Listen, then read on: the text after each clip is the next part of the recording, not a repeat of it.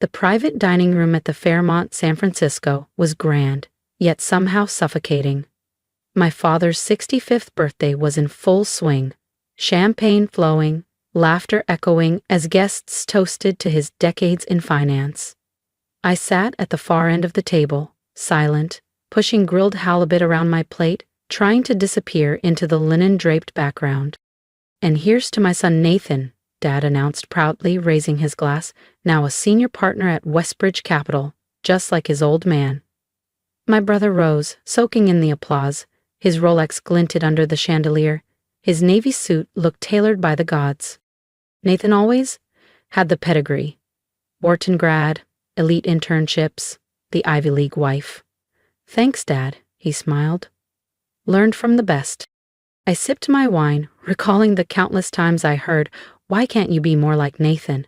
Choosing robotics over finance, building my own tech lab instead of joining Dad's firm, investing in silent innovation instead of status symbols. "And then there's Zoe," my mother chimed in, with that same brittle smile. "Still doing those gadgets, right, dear?" "Advanced robotics and neuro-AI interfaces," I answered calmly. "Our last project improved autonomous surgical systems." Yes, Dad waved dismissively. "Still tinkering with machines. At least Nathan chose a real profession." The old sting burned, but I kept my composure. They had no idea that my tinkering was powering next-gen medical breakthroughs across 5 continents, or that the garage they mocked had expanded into a 300,000 SQFT R&D facility outside Palo Alto. "Did you see Nathan's Aspen estate?" Mom gushed. 12 acres, ski and access. "It's modest," Nathan shrugged. "Zoe, you should visit sometime, when we're not using it." I glanced down, thinking of my residencies. Kyoto, the Swiss Alps, an AI-secured retreat in New Zealand, all hidden under shell companies and intellectual property trusts. "A toast." Uncle Greg stood. "To David Bennett, father of a financial legend." "And to Zoe," Aunt Linda added half-heartedly. "She's doing something." I just smiled. They'd find out soon enough. I watched There it was again, that slight grimace he always got when someone mentioned me, like my very existence was a blemish he had to politely ignore. He adjusted his cufflinks and cleared his throat. "Well," he said loudly, "at least one of my children isn't a disappointment." The room froze. Then, awkward laughter. Nathan understood what it means to build a real career, to create a legacy. He's made the Bennett name mean something in the financial world. The silence that followed was heavy. Even by his standards, this was brutal. "David," my mother murmured, setting down her fork.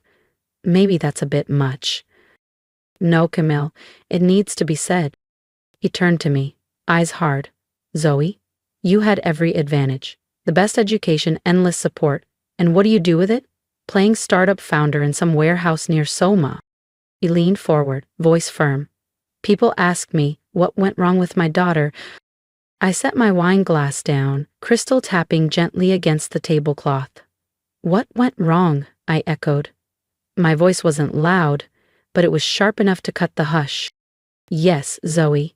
While your brother is acquiring firms and making headlines, you're still, what, writing code in a garage?"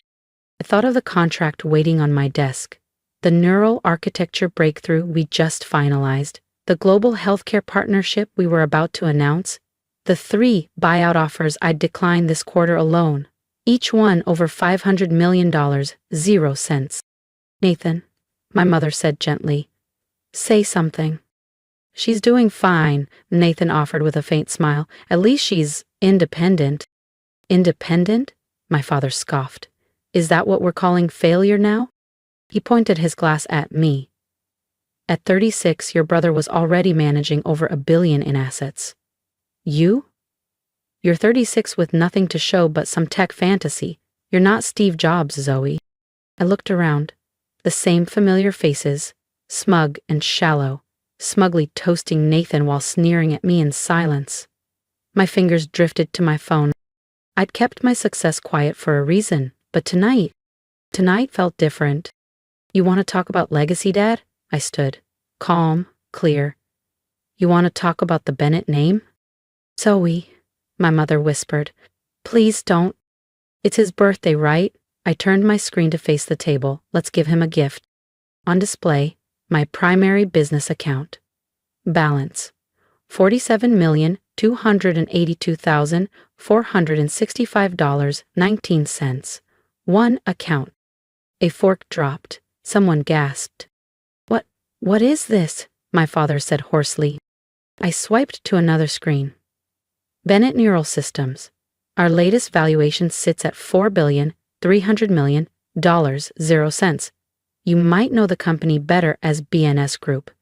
We're behind the autonomous systems you saw featured in Forbes last month. Nathan's expression cracked. And Fonez? You own BNS? I built BNS. He blinked. You're the one who turned down Amazon's acquisition? They lowballed me.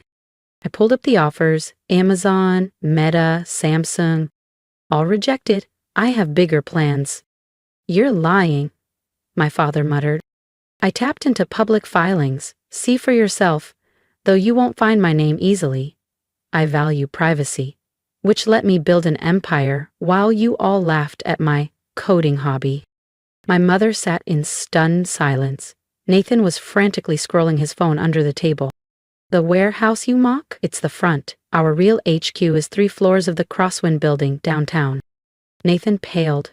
We've been trying to lease space there. You'll need to speak to the owner, I said evenly. That's me. The silence was total now. Not a sip, not a breath. But why didn't you ever say anything? My mother whispered. I looked her in the eyes. Because none of you ever asked. I turned to my father. You wanted to talk about legacy? In Silicon Valley, the Bennett name means something, just not because of you. And with that, I sat back down, picked up my wine, and took a long, slow sip. She looked at me differently now. For the first time in years, my sister wasn't seeing her awkward little sibling. She was reassessing the woman sitting across from her, the one she never really knew. Among other things, I said, settling back into my chair, our healthcare division is scaling fast. We're transforming diagnostic AI in ways that could save millions of lives. My father still hadn't recovered. His mouth opened slightly, then closed. The Sterling Tower, he managed.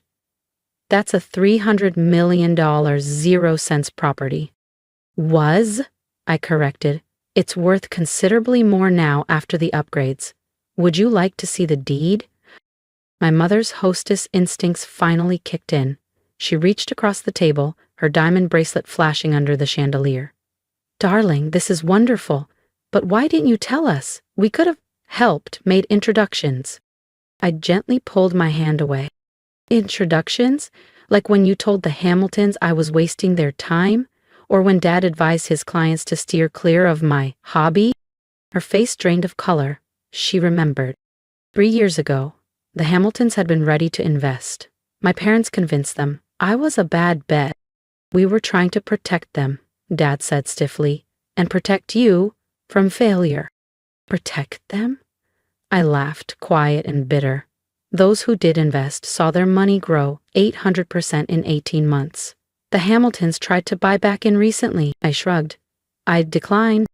Ella Uncle Greg, who'd barely acknowledged me all evening, leaned forward, suddenly intrigued. Zoe, my son's launching a crypto-based tech startup. I was wondering. No, I said, calm, firm. I'm not entertaining pitches from family. Not anymore. But we're family, Nathan protested, his voice rising slightly. That has to count for something. Does it? I turned to him, remembering the sabotage. Like when you convinced your firm not to consider my proposal? Told them my software lacked structure right before our system was adopted by their competitors? He paled. I didn't know. No, I said quietly. You didn't. None of you did. Because you never cared to ask. I stood, dropping my napkin. You were all so sure you knew what success looked like. The corner office, the ski home, the Ivy League connections. You never imagined that something revolutionary could be built by the black sheep in silence. Sit down, my father snapped, his voice regaining force. We need to discuss this. As a family. Your company, these opportunities. Opportunities? I raised an eyebrow. Now that you know I'm worth billions, suddenly my computer thing is worth talking about? Don't be difficult, my mother said hastily. Your father's just trying to understand. We all are, it's a lot. I scanned their faces. Uncles, aunts, cousins, people who spent years pitying me, mocking me.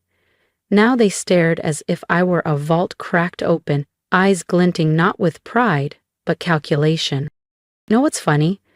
I said, reaching for my purse. I used to dream about this moment, proving you wrong, showing you what I built.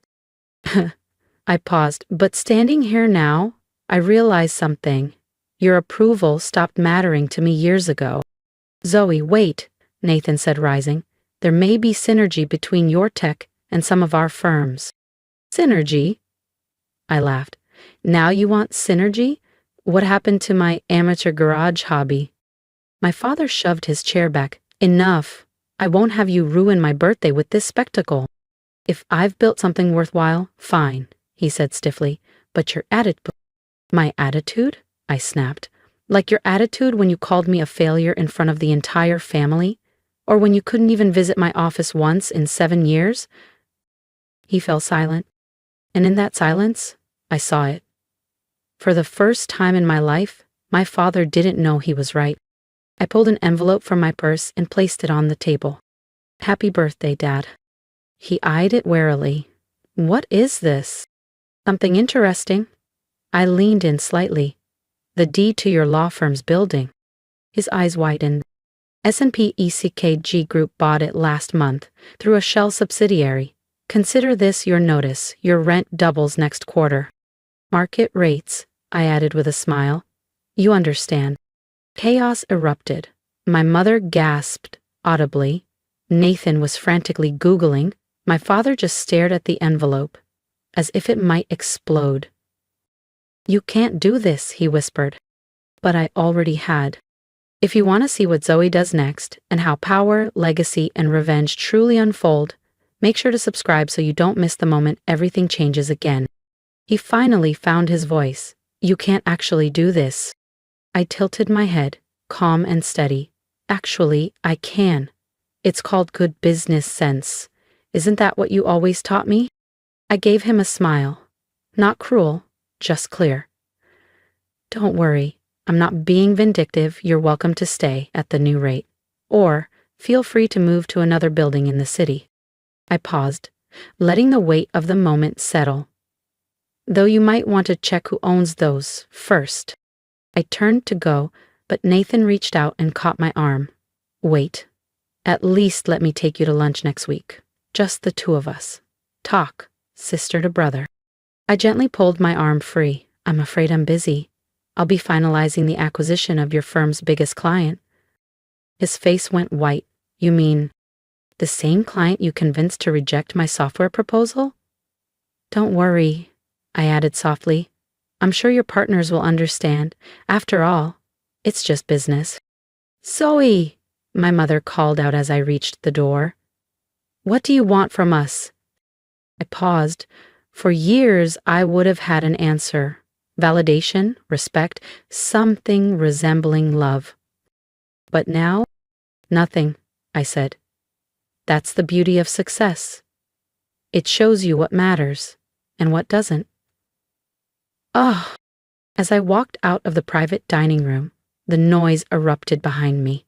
Voices raised, chairs shifting. My phone buzzed. First Nathan, then Mom, then a flood of messages from relatives suddenly interested in my life. I stepped into my waiting car.